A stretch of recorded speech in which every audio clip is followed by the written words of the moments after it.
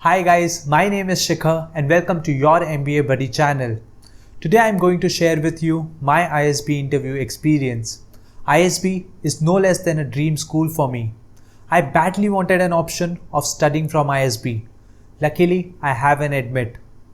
I learned a great deal by applying to the school, but the most interesting of all was my interview experience. I am sure you will find some unique and interesting insights about the interviews at ISB from this video. So let's begin. I applied to ISB in round 1. The application deadline was around 15th of September and I received my interview invite on 5th of October.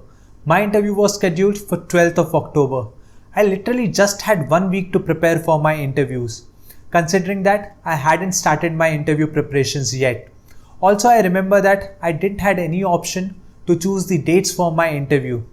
The only option that I had was to either accept or to deny the interview request. Of course, I accepted the interview request without any questions asked. Also, I remember that back then I was still applying to different schools. One of the schools had the deadline around 7th of October. So you can imagine how hectic that week would have been for me. But to say the least, I was all excited and wanted to make the most of the opportunity that came along my way. Also, I'll make a separate video on telling you how I prepared for my ISB interview. Tackling this topic in this video will make this video long and off track.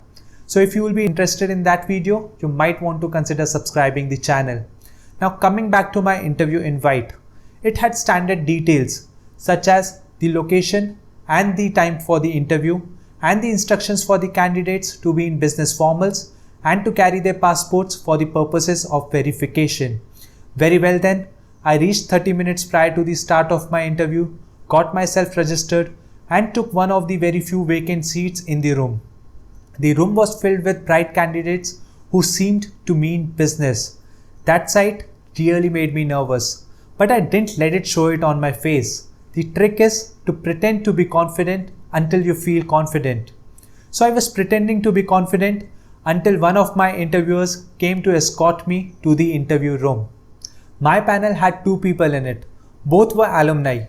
At first, I couldn't register their names and professions, but it seemed that one of the person was from the tech industry because he was the one who was driving my interview.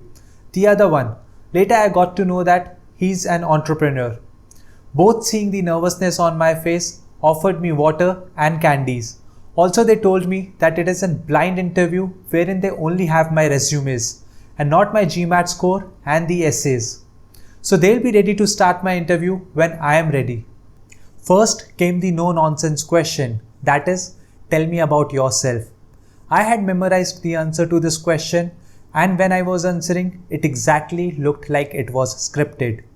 I usually like to have a structure in place for my interview answers, but I don't like to remember them word by word. But since this question is so common, I thought I would be better off by remembering the answer to it. It backfired because I hadn't practiced it enough to make it come natural to me.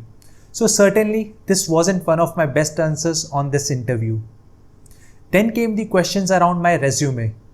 They asked me about my team's contribution to the larger scheme of things in the organization. They asked me about my role in my team's working. Then they picked a particular point from my resume and asked me to elaborate upon my specific contribution to the implementation of that solution. Now I can make separate videos describing how I answered these questions, but the crux of the point is I really did well on these questions because I had spent time building my resume. The extensive resume building exercise which I had done for my MBA application really proved helpful in answering these questions. Then came the behavioral questions. I think these are the favorite kind of questions for any B school. In all my B school interviews, I was asked these kind of questions.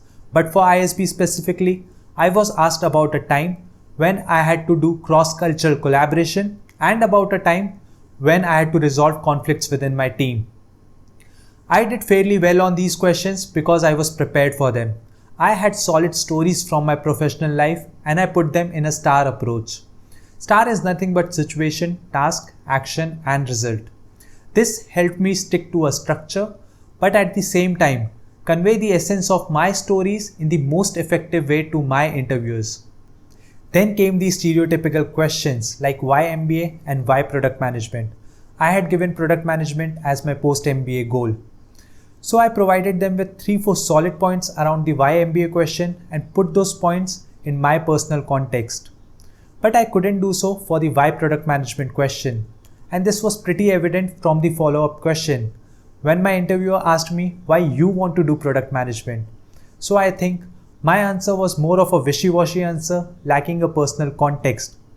Definitely, I could have done better on this question. Then for my last question, my interviewers kept it light. They asked me why you want to pursue higher studies when you already have a master's degree.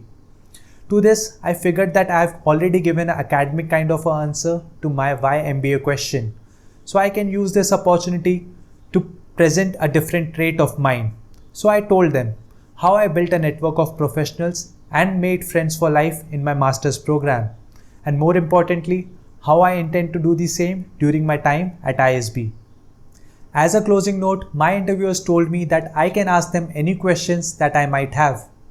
Now I was prepared for this situation because I knew most of the B school interviewers give you an opportunity to ask them questions. So I had prepared 2 questions for my ISB interviewers. First one was around the 2 campus 1 school theory and the second one was around the capstone projects. The interesting thing is that both of my interviewers were very much engaged in answering these questions.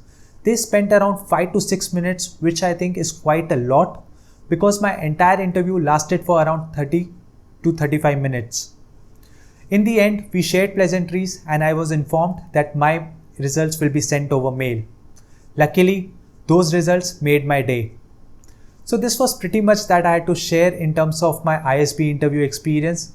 If you think I have missed anything, you can write it in the comment box below. I'll be sure to fill those gaps.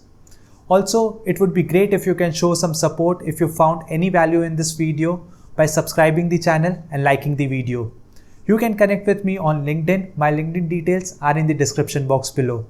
A small note of why you want to connect with me would be a nice touch too. Until my next video, stay safe.